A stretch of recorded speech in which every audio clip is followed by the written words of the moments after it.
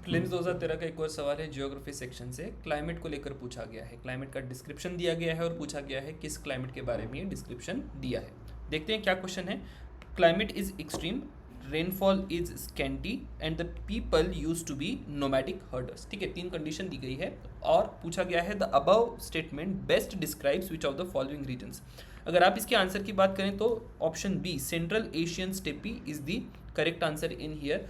आगे देखेंगे एग्जैक्टली क्या क्या मुद्दे इसमें निकल कर आते हैं, why we are zeroing down to Central Asian steppe, और अगले सवाल क्या क्या हो सकते हैं। अगर अगले कुछ सवाल का एक सैंपल आप यहाँ पर देखिए, 2012 का क्वेश्चन देखिए, which one of the following is the characteristic climate of tropical savanna region. Tropical savanna regions में किस प्रकार का क्लाइमेट दिखाई देगा ये पूछा गया है। अगर आप एक 2024 के क्वेश्चन की बात करें, एक और सवाल पूछा गया था जिसमें क्लाइमेट का डिस्क्रिप्शन था।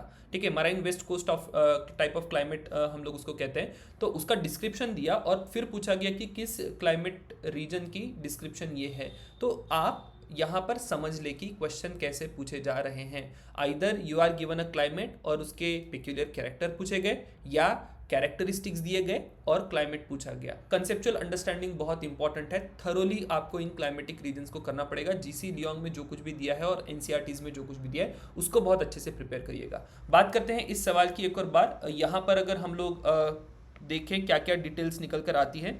सो I have central Asian steppe जहाँ पर एक्सट्रीम क्लाइमेट है, जो समर्स है, समर्स हॉट है और विंटर्स कोल्ड है। इस प्रकार से आपको क्यों दिखाई देगा, क्योंकि ये जो सेंट्रल एशियन स्टेपी है ये कॉन्टिनेंटल टाइप ऑफ क्लाइमेट कहलाएगा। ठीक है, ऑलरेडी 2013 के ही पेपर में ये कॉन्टिनेंटल वाला मुद्दा आ चुका है, राइट। सो कॉन्टिनेंटल क्लाइमेट जो होता है या कॉन्टिनेंटल रीजन्स जो होते हैं वहां पर एक्सट्रीम कंडीशन ही रहेगी। समर्स हॉट रहेंगे, विंटर्स बहुत कोल्ड रहेंगे। बात करें रेनफॉल की, 250 मिलीमीटर टू 750 मिलीमीटर रेनफॉल है। ये 750 मैंने हायर साइड पे लिखा है, लोअर साइड पे ही ज़्यादातर आपको दिखाई देगा। और 25 सेंटीमीटर से लेके 50 सेंटीमीटर की जो रेनफॉल होती है ये बहुत थोड़ी रेनफॉल होती है। इसमें कोई बहुत ज़्यादा वेजिटेशन ग्रो होते हुए आपको नहीं दिखाई देगी। एट बेस्ट अगर इसमें कुछ भी ग्रो होता है तो वो होगा आपका ग्रासेस, और इसी कारण से फिर ये बनते हैं ग्रासलैंड्स। फाइन, किसी एक क्वेश्चन में ये भी देखेंगे कि ये जो ग्रासलैंड्स है, ऑलरेडी हमारा एक क्वेश्चन हो चुका है सवाना को लेके। ग्रासलैंड्स में मेजर जो लिमिटेशन है वो वाटर की लिमिटेशन है। पानी अवेलेबल नहीं है तो बहुत बड़ी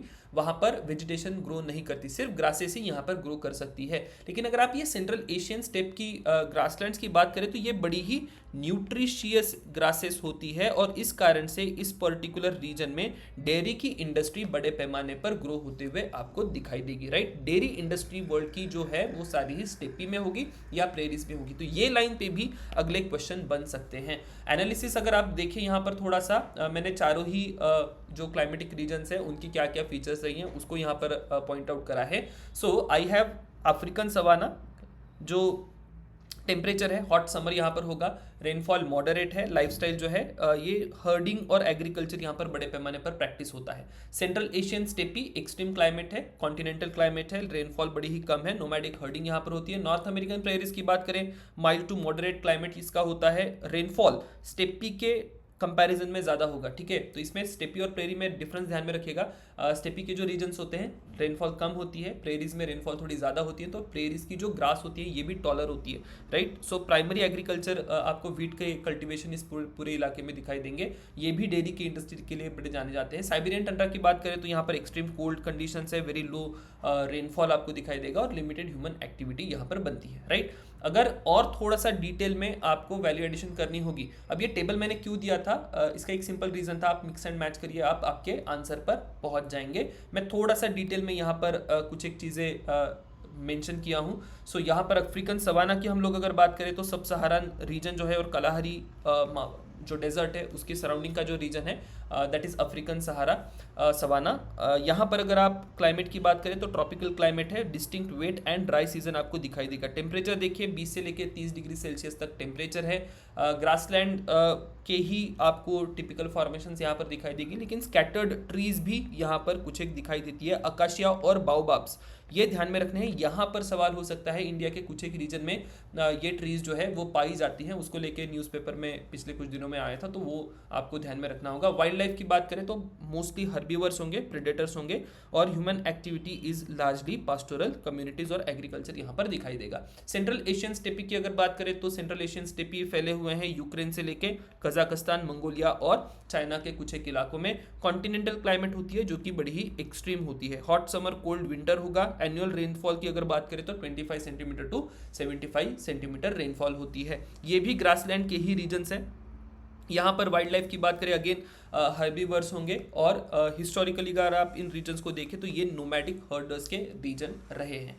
नॉर्थ अमेरिकन प्रेरीज की बात करें तो यूनाइटेड स्टेट्स का जो ग्रेट प्लेन का रीजन है और इसी का जो कनाडा में फैला हुआ इलाका है, ये सारे ही नॉर्थ अमेरिकन प्रेरीज कहलाते हैं। यहाँ पर जो टेम्परेचर है ये भी मॉडरेट है, रेनफॉल भी मॉडरेट है। अगर वेजिटेशन की बात करें तो टॉल ग्रास और शॉर्ट ग्रास की स्पीशीज यहाँ पर दिखाई देती है। जिन रीजन्स में रेनफॉल ज़्यादा है, ग्रासेस थोड़ी टॉलर होगी, रेनफॉल कम है तो शॉर्ट ग्रास आपको दिखाई देगी। यहाँ पर ट्रीज इस एज सच कोई बहुत ज़्यादा दिखाई नहीं देती।